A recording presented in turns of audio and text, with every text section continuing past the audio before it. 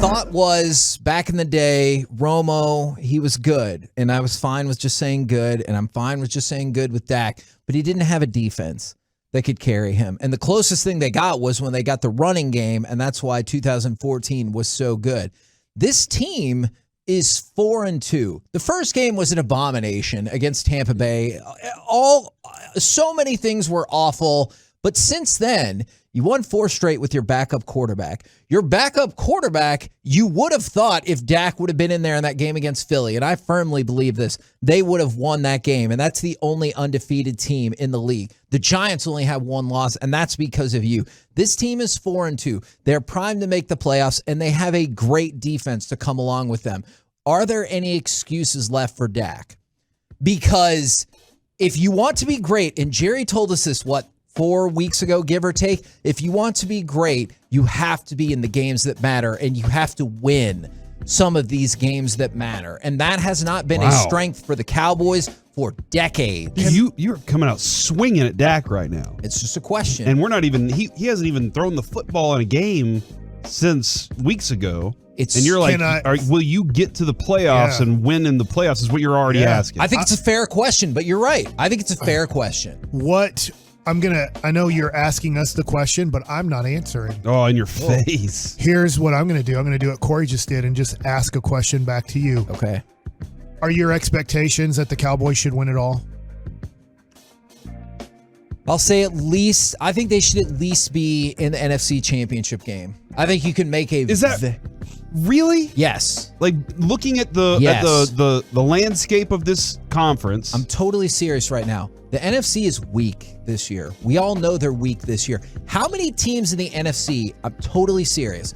And again, I know it's more than just Dak, but that's just like the springboard for this question. How many teams in the NFC do you think are definitively better than the Cowboys? Maybe one.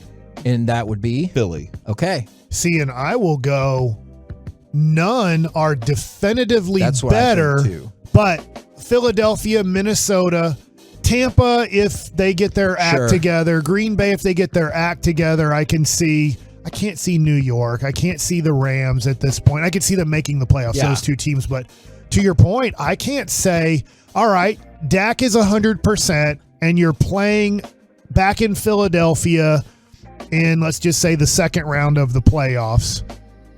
I can't say that, Philadelphia is just way better than the Dallas Cowboys. And that's where I think I am too, Corey. Like, I understand the logic of Philly being better because we just saw the freaking game happen. But there is no team right now with Dak, with the Cowboys having Dak, that I think in the NFC I would say they're definitely better than the Cowboys. I don't understand that either, though.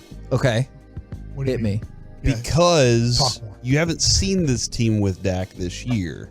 Other than one game. Sure. So I really don't have a place to other than what I've seen from him in the past. That's 100% fair. And I would venture to go, Aaron Rodgers is obviously better too from what I've seen in the past. But this year he's not right now. Here's my basis for that is I am keeping everything else in this year the same with the exception of the quarterback. Like, for example, your Aaron Rodgers example, but Aaron Rodgers has still been playing. Mm-hmm. So I think it's fair to say, the Packers right now are what they are. The Cowboys, you haven't seen, with the exception of, 3-ish quarters, and I will concede they looked bad, But since then, you've established you can run the football. Yes. And you've established that your defense can carry. There are some. I want to go to the other side with your discussion here. Since that game specifically, you've proven that you can be a different team, and I think that's where we get kind of in the discussion of, do I want Dak to be within the parameters of what that team has built so far? Yeah, let's go ahead and see where you are, how you fit into it, and roll from there. And so I can see how the formula's been proven, and Dak is better at the formula, or should be, by all logic, that he's a better thrower. There are completions that should have been made by Cooper Rush that weren't, that Dak should make. Yeah. And that doesn't mean I have to say, okay, now let's just spread it out and do all those things, because Cooper did spend some time under center, and Dak doesn't do that. And it's easy for me to say... Oh my gosh! You gotta try to say "God bless you" while you're sneezing. 4 days in a row. Can you not do it? Because your grandmother couldn't either, but you swear she could. We've asked you 1,000 times. Come on, bro. Yeah, you sneeze and you never say it. I'm gonna work on that. It's easy for me to say the Cowboys beat the Eagles if Dak plays in that game because there's no way to prove that, you know? Like I realize that, but I'm looking at it and this is the way I feel. May 806. Anything short of the NFC Championship game is a failure. Great D, very weak NFC. Now is the time. And the reason why I keep thinking about this is as the season progresses, there could be a whole variety of things that shake it up. Like there could be other injuries. There could be something that happens to the defense in the playoffs. There could be any number of things. But just on its surface, I see the Cowboys at 4-2, and I think at worst, they're probably the third team in the NFC right now, at worst. And that's with Cooper Rush. With Dak, I think they could definitely be the best team in this conference. And even on top of that, Kevin, you just said there could be injuries that change the Cowboys' complexion. For sure. There could be injuries that change the Eagles' complexion. Very Also much so. true. It happened in one game. Also Micah true. couldn't do anything in the first half, and then Lane Johnson's hurt, and Micah's like, all right, we're lining you up here. Go. Yeah. You know, so like lots of things. That's why the NFL has always been considered the toughest grind in all of sports because of the. I'm just well, I like what Kevin's saying because at some point you have to hold Dak to that standard. Yep. He is. I get that more people are getting paid $1 million more, $2 million more. I get how it keeps going, but he is a very highly compensated quarterback in this league. I mean, the Cowboys put him at a standard of. You got to carry us at some point. You just have to. That's the standard. Just like in if it's Lamar Jackson. Yep.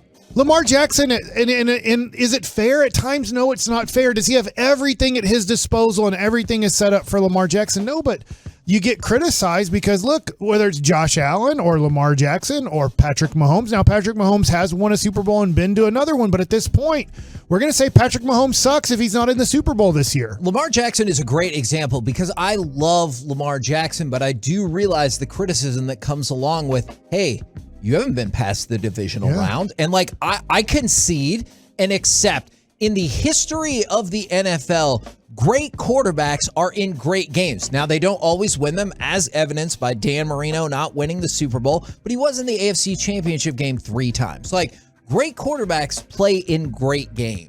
I love the fan text. I just want to point that out.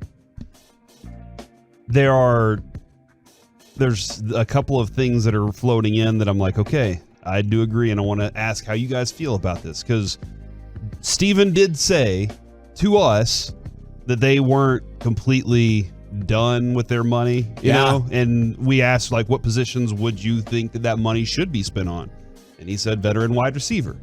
And so I don't know where their free agency money sits right now, or where trade market is in this situation. When a baseball team is like, hey, we're good enough to do this, what do we need to add? And I know the trade market's different, but there are a couple pieces that I think that you could still free agency you could add that still need to ramp up and stuff. Do the Cowboys need to add something to this team to give it, one more shot of, hey, this is a year we believe you can do it now. Go, we got all the pieces for you, and we've done it. We went and traded for it. Now y'all got to go prove it. Should they consider this, or is it just, you know what? Let's just rely on Dak and these receivers and this group because this is the group. Like, do they need to add one more thing to it? Yeah, and I would be perfectly fine with that. And that was actually one of the questions I had lined up for Jerry for tomorrow is, great. Y'all talk about the potential for an in-season move or the salary cap space made available. Do you feel like this is the year to not roll it over, but to pull the trigger right now? Like we talked about Robert Quinn earlier, but maybe that's a fool's errand. Maybe it's Denzel Mims or whatever direction that you feel like you want to go.